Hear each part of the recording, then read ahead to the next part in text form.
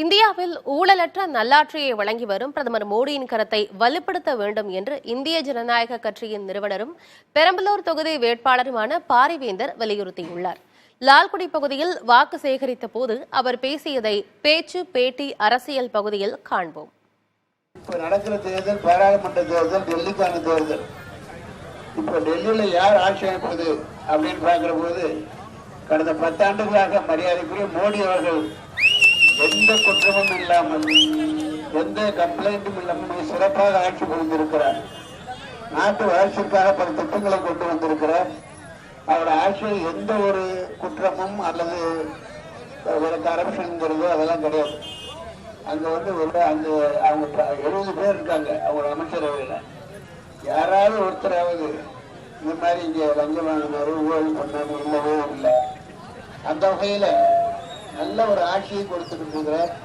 அது மட்டும் இல்ல, மோடி டெல்லியில பாரத பிரதமரான பிறகுதான் உலக அளவில் இந்தியாவுடைய பெருமை கூடியது. உலக நாடுகள்லாம் இந்தியான ஒரு சாதாரண நாடு, அது வறுமை நாடு, ஏழ்மை நாடு என்றெல்லாம் நினைத்துக் கொண்டிருந்தார்கள். இவர் வந்த பிறகுதான் இன்றைக்கு இல்லை, இந்தியா வளர்ந்து கொண்டிருக்கிறது, எந்த ஒரு நாட்டினுடைய வளர்ச்சியை விட வேகமாக வருகிறது என்று உலக நாடுகள் இந்தியாவை மதிக்க ஆரம்பித்திருக்கிறார்கள்.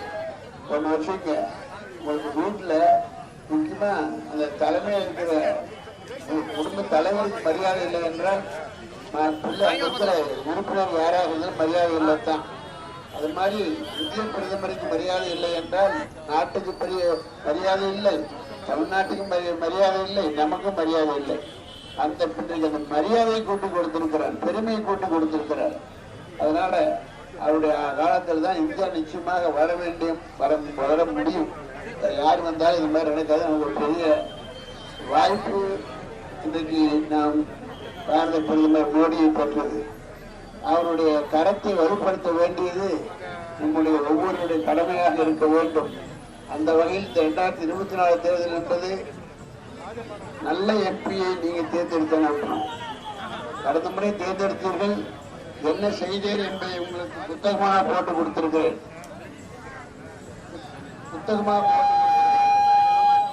எந்த எம்பியா இது வரைக்கும் பாத்தீங்கன்னா 5 வருஷத்துல என்ன செஞ்சேன்னு ப்ராக்ரஸ் ரிப்போர்ட், என்னென்ன திட்டத்துக்காக பண்ண, எத்தனை முறை பிரதமரை சந்தித்தேன், எத்தனை முறை மத்திய அமைச்சரை சந்தித்தேன், அதே போல மற்ற அமைச்சருக்கு ஏன் சந்தித்தேன், எதற்காக சந்தித்தேன் என்பதெல்லாம் விரிவாக போட்டிருக்கிறேன்.